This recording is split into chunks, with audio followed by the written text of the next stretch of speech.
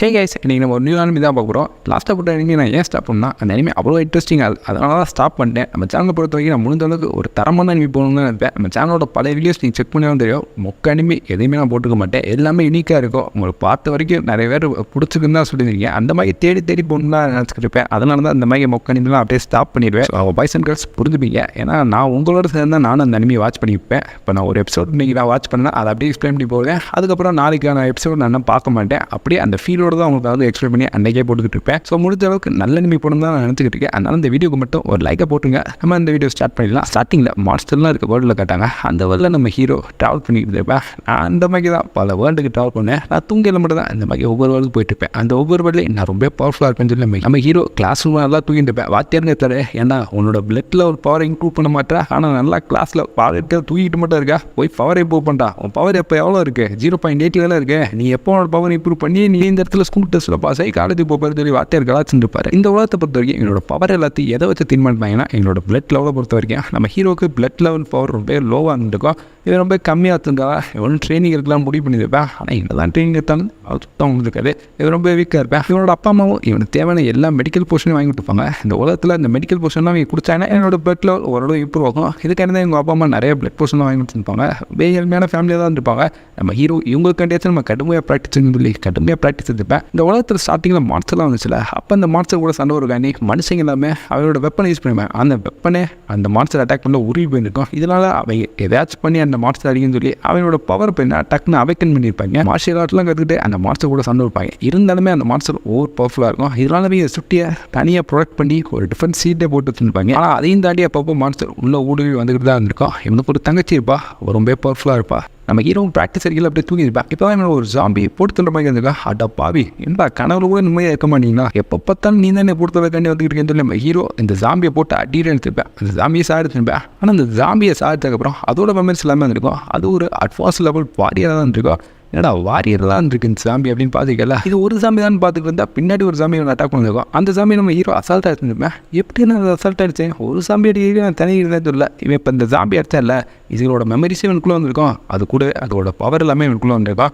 இவன் இப்போ டம்மி பீஸாக தான் இருப்பேன். ஆனால் கொஞ்ச நேரத்தில் இவனோட பவர் இன்க்ரீஸ் ஆகிருக்கும். இதெல்லாம் இவனுக்கு தெரிஞ்சிருக்காரு.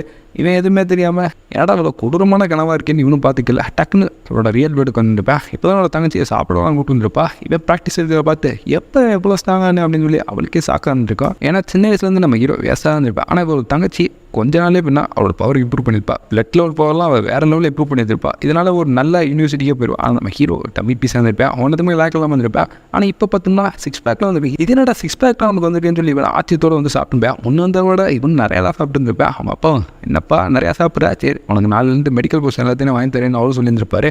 ஆனால் அவள் தங்கச்சி கிண்டல் பண்ணிட்டா. என்ன தான் வாங்கி கொடுத்தாலும் அவனால் ஒன்றும் பண்ண முடியாது. அவனோட பவர் கம்மின்னு சொல்லியிருக்கல. நம்ம ஹீரோவும் நம்ம பவரை செக் பண்ணலாம்னு சொல்லி இந்த இடத்துல மார்ஷியல் கிளப் இருக்கும். அந்த கிளப்புக்கு தான் வந்திருப்பேன். இந்த இடத்துல பவரை எப்படி கிளாஸிஃபை பண்ணிப்பேன்னா வாரியர் ரேஞ்சில் கிளாஸிஃபை பண்ணுவாங்க. First level warrior, second level warrior, third level warrior, fourth level warrior, இப்படி 4 லெவல் வாரியர் பிரித்து வச்சுருப்பாங்க.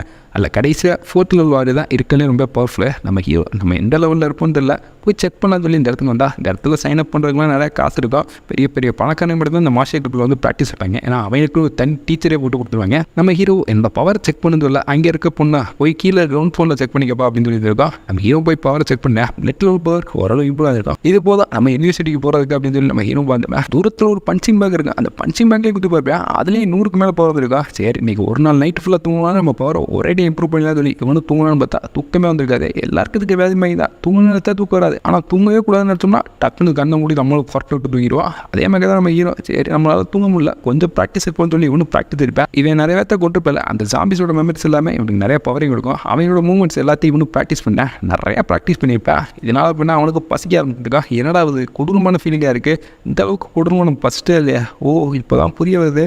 நம்ம மெடிக்கல் போர்ஷனை குடிக்காம விட்டோம்னா அவ்வளோதான், அந்த பசியே நம்ம செத்துரும் போலுக்கு. ஆனால் நம்ம குடும்பத்தால் இந்த மெடிக்கல் போர்ஷன்லாம் அஃபோர்ட் பண்ண முடியாது. இப்போ என்ன பண்ணுறது? சாப்பாட்டுலாம் அவ்வளோ ப்ரோட்டீன் இருக்காது. இவனுக்கு இருக்க ஒரே வழி இவனோட ஸ்கூலில் காம்படிஷன் வைப்பாங்க. அந்த காம்படிஷனில் மட்டும் நல்ல கிரேட் தானே இவனுக்கான காசை ஸ்கூலே ப்ரொவைட் பண்ணுவாங்க. இவனுக்கு அடுத்த நாள் ஸ்கூலில் ஒரு ப்ராக்டிஸ் டெஸ்ட் இருந்திருக்கும். இந்த ப்ராக்டிஸ் டெஸ்ட்டில் இவன் நம்மளோட திறமையை காட்டிட்டா போச்சு அப்படின்னு சொல்லி இவனும் வந்துருப்பேன். ஒரு டீச்சர் தான் மார்ஷியல் ஆர்ட் எப்படிலாம் பண்ணணும்னு சொல்லி கொடுத்துருந்துருப்பாரு. அவரும் ஒன் ஆஃப் த வாரியராக இருந்திருப்பார். செகண்ட் லெவல் வாரியராக இருந்திருப்பாரு. இப்போ அந்த இடத்துல ஒரு டாப்பர் வந்திருப்பேன். அவனை பார்த்து கேர்ள்ஸ்லாம் சொல்லிட்டு வந்திருப்பாங்க. அது ரொம்ப நோபல் ஃபேமிலி வேறு, நிறையா பணம் இருக்கும். ஸ்பெஷலான டீச்சரை வச்சு அவனும் ட்ரெயின் இருந்திருப்பேன். அவனுக்கு இருக்கக்கூடிய டீச்சர்கிட்ட சண்டை ஒரு கணே வந்திருப்பேன். அவன் கொஞ்சம் தப்பாக தான் ப்ராக்டிஸ் பண்ணியிருப்பேன், நீ இன்னும் கொஞ்ச நாள் விட்டேன்னா நல்லா இம்ப்ரூவ் பண்ணி வைப்பான்னு சொல்ல. உன் அட்வைஸ்லாம் வேண்டாம் கேட்டேன், எனக்கே சொல்லிக் கொடுக்க நிறைய பேர் இருக்காங்க, நீயே ஒரு உதவாக்கறேன்னு சொல்லி வாத்தியாரே இவங்க மட்டமாக பார்த்துருப்பேன். அதே சமயம் இவங்க கூட சண்டை வரைக்கும் யார் வரைக்கும் இல்லை, இவங்களாம் சண்டை விட்டோம்னா அவங்க செத்து போயிடுவோம்னு சொல்லி கூட இருக்க ஃப்ரெண்டு வேறு சொல்லி இருந்திருப்பேன். யாருமே வர மாட்டாங்க. இப்படி ஸ்டூடெண்ட்ஸ் இருந்தால் நம்ம எப்படி இவங்களுக்கு சொல்லிக் கொடுக்குறது, எல்லாமே பயந்து போயிட்டுருக்காங்களே.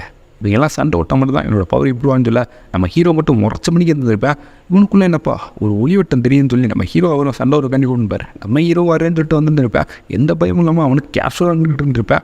சரி ஓகே, ரூல்ஸாக சொல்லிட்டு இல்லை, எல்லாமே லைட்டாக சண்டை விடுங்க, காயப்படுற மாதிரி யாரும் அடிச்சுக்கிறாதீங்க அப்படின்னு சொல்லி அந்த வாத்தியார்னு சொல்லியிருந்திருப்பாரு. நம்ம ஹீரோ அங்கே இருக்கணும், பயந்து ஓடிடாத, நான் ஒன்றும் கை காலெலாம் வளர்ச்சிட மாட்டேன்னு இருந்திருப்பேன்.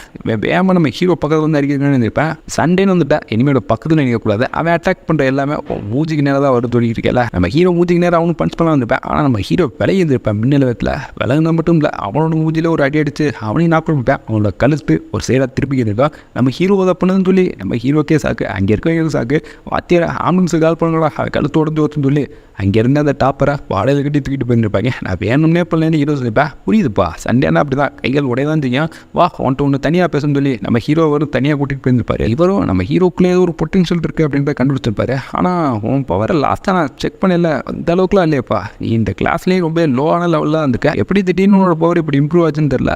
சரி, இந்த கிறிஸ்டல் பல்ல கைவி உன் பவர் எவ்வளோ இருக்குன்னு பார்ப்போம் தெரியல. உன்னோட பவர் பயங்கரமாக இருந்திருக்கும், செகண்ட் லெவல் வாரிக்கிட்ட ஈக்குவலாக இருந்திருக்கும். இது எப்போ சாத்தியம் இவருக்கும் சாக்காக இருந்திருக்கா. அப்போ நம்ம ஹீரோவும் அங்கே இருக்க ஒரு பொம்மையை எடுத்து ப்ராக்டிஸ் பண்ணியிருப்பேன். அந்த பொம்மையோட தலையை பிரிஞ்சுக்கிட்டு போயிருந்துருக்கா. இது வரைக்கும் யார் இந்த அளவுக்கு எடுத்ததில்ல. இப்போ பயங்கரமாக பவர் இருக்கேன்னு சொல்லி நம்ம ஹீரோவை பயந்துக்கிட்டு இருப்பேன். இதுக்கு காசு கீஸ் கேட்டுவாங்களா, நம்மகிட்டே சுத்தமாக காசு இல்லை, என்ன போகிறோன்னு ஷாக்காக பார்த்துக்கிட்டு இருந்துருப்பாரு. தம்பி லாஸ்ட்டாக நீ செக் பண்ணல, உனக்கு கம்மியான பவர் தான் இருந்துச்சு, எப்படி போனக்குள்ளே இவ்வளோ பவர் எப்போ இருந்ததில்ல, அது சீக்கிரட்டுங்க சொல்கிறது இல்லை அப்படின்னு சொல்லியிருப்பேன்.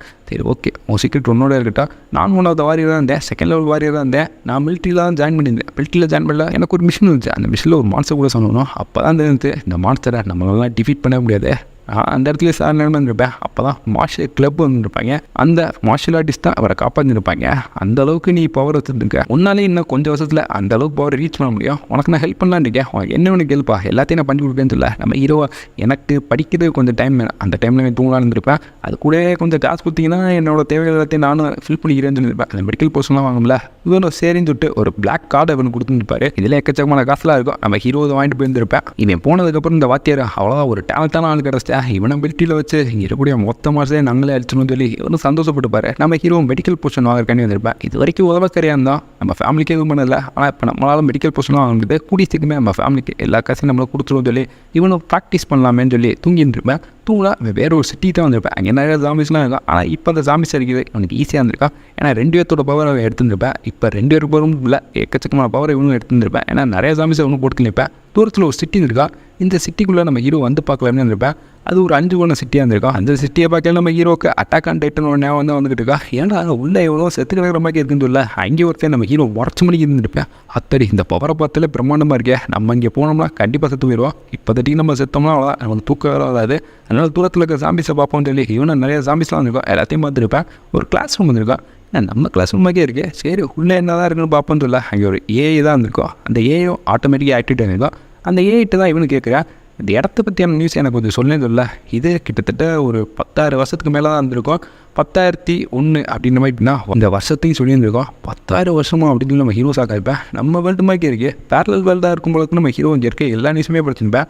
இங்கே இதே மாதிரி மார்ஷியல் கிளப்பு, வாரியரு, இப்படி எல்லா டேட்டாவுமே கரெக்டாக இவனோட வேர்ல்டுக்கு சிங்க் ஆகிட்டு இருந்திருக்கோம். ஏன்னா அது எல்லாமே இருக்குது அப்படின்னு சொல்லிக்கிட்டு இருக்கல. இந்த உலகம் அழிஞ்ச டேட்டு எல்லாத்தையுமே என்ன இதில் மென்ஷன் பண்ணியிருப்பாங்க. நம்ம ஹீரோக்கு இப்போ தான் ஒரு டவுட் வர ஆரம்பிக்குது, இது பேரலல் வேர்ல்டாக இருந்தால் நம்மளை பற்றியான டீட்டெயில் ஒரு வேலை இருந்துச்சுன்னா பேரலல் வேர்டோ ரியல் வேர்டோ கிட்டத்தட்ட சிமிலராக தான் இருக்கும். ஆனால் நம்மளை பற்றியான டீட்டெயில் செக் பண்ண சொல்லி இவனோட பேரை செக் பண்ணால் இவனோட பேர் அதில் இருந்திருக்கோம். ஆனால் அவன் 28 வயசு வரைக்கும் இருந்து அந்த டேட்டா மட்டும் தான் இருந்திருக்கோம். என்னடா அது நம்மளை பற்றியான டீட்டெயில்ஸ்னால் இந்த ஒரு வேர்ல்டில் இருக்குது, அப்போ இதுதான் ரியல் வேர்டான்னு சொல்லி நம்ம ஹீரோ அவனோட தங்கச்சியோட டீட்டெயில் செக் பண்ணலான்னு சொல்ல. அவன் தங்கச்சியோட டீட்டெயில் செக் பண்ணணும்னா அவனோட பிளட் சாம்பிள் அவன் செக் பண்ணு சொல்லி அதுவும் பிளட் சாம்பிளை செக் பண்ணியிருக்கான். இவன் ஏஐ தான் பிளட் எடுத்துருக்கான், அதுக்கே வெக்கப்பட்டு இருந்திருப்பேன். இவன் பிளட் சாம்பிள் எடுத்ததுக்கப்புறம் இவனோட ஸ்பெசிஃபிக்கான டீட்டெயில்ஸ் அதுவும் சொல்லியிருந்திருக்கான். ஆல்ரெடி 28 வயசு வரைக்கும் தான் அந்த டீட்டெயில் இருந்திருக்கும். ஆனால் இப்போ 37 வயசு வரைக்கும் அந்த டீட்டெயில் இருந்திருக்கும். 37வது வயசில் இவன் செத்துட்டேன். அது மட்டும் இல்லை, இல்லையா நான் 4th லெவல் வாரியராக இருந்தேன் அப்படின்ற எல்லா டீட்டெயில்ஸும் இருக்கா.